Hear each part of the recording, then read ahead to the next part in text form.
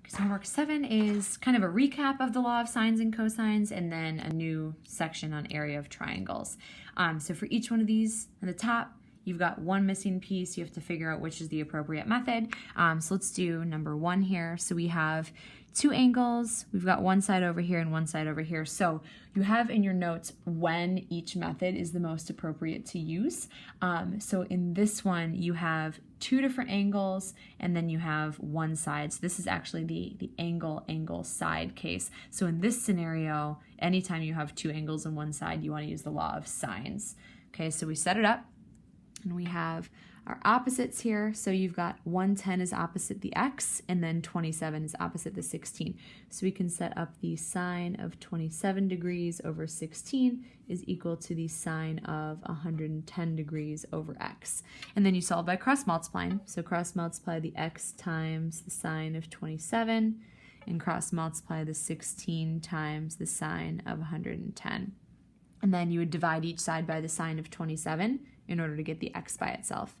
So the right-hand side also gets divided by the sine of 27, and then that whole right-hand side can just get subbed into a calculator and round it to the nearest tenth. So we'll use the graphing calculator for these. So 16 times the sine of 110 over the sine of 27. Okay, so this ends up being 33.1 if we round to the nearest tenth. And let's go down to the next section. So number 5, use the information to solve each triangle, round everything to the nearest tenth. So this one will set up a little picture. So remember, anytime I draw a triangle like this, it's not meant to be drawn to scale. I have like one triangle that I know how to draw.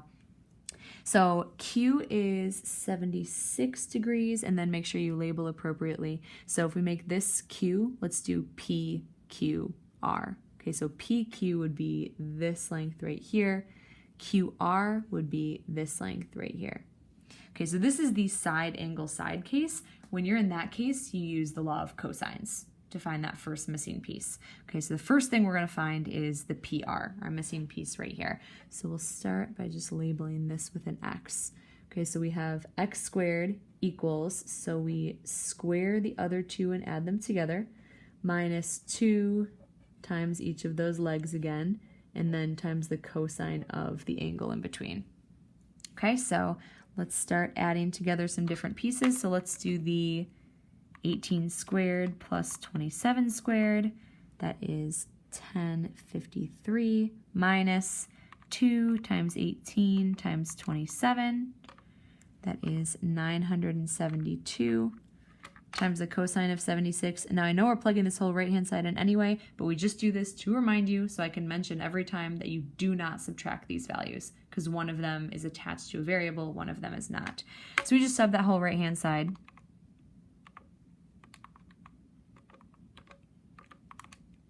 So we get this. So write down 4 digits, so 817.8519.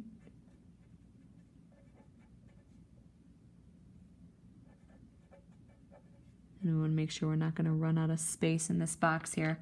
So square roots, 817.8519. And to the nearest tenth, we get about 28.6.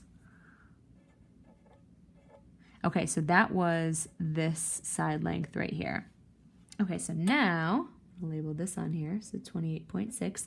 So now we have all of our sides, so then we can pick one of our angles to solve for. And it doesn't actually matter which angle we solve for. We could do it using the law of sines. So here we have opposites. As soon as you have opposites, you can use the law of sines. Let's solve for the one that's opposite the 27. Okay, so 27 is QR. That makes this angle P. So we're going to solve for that next. All right, so I'm going to label this with the P. So we do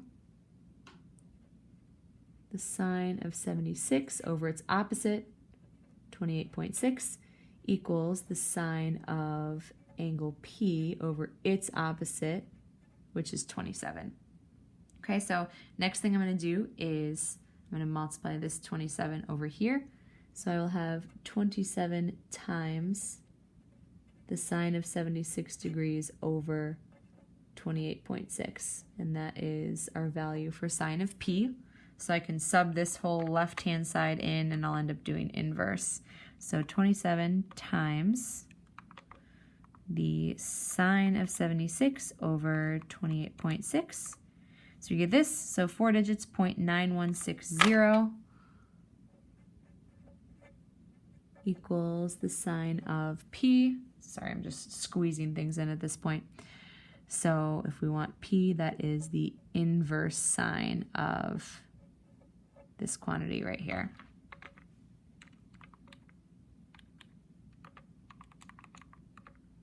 Okay, so we end up with 66.3 if we round to the nearest tenth.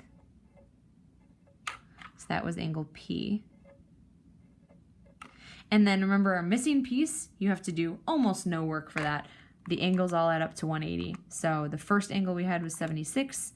The next angle we found was 66.3. So this is like the remainder. So that would be 37.7 would be our final angle. Okay, next page, let's do one of these areas. So remember, for the areas, you have to have a side angle side. You have to have two sides and the angle in between. So for some of them, you'll have to do either the law of sines, the law of cosines to find a missing piece. Let's do, so number 7, we have these two sides, and we do have the angle in between. So this one is actually set up and ready to go to do our area formula. So we have the area is 1/2, so we do the two sides, so side, side, and then times the, sorry, not cosine, sine of the angle in between. So you set it up like this.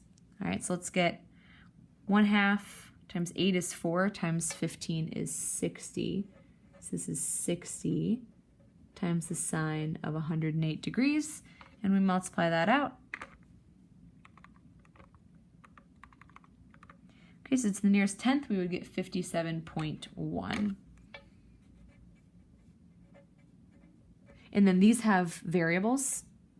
I'm sorry, not variables, units. So we want to use meters squared. So make sure that you are including your units when you give your answer for these.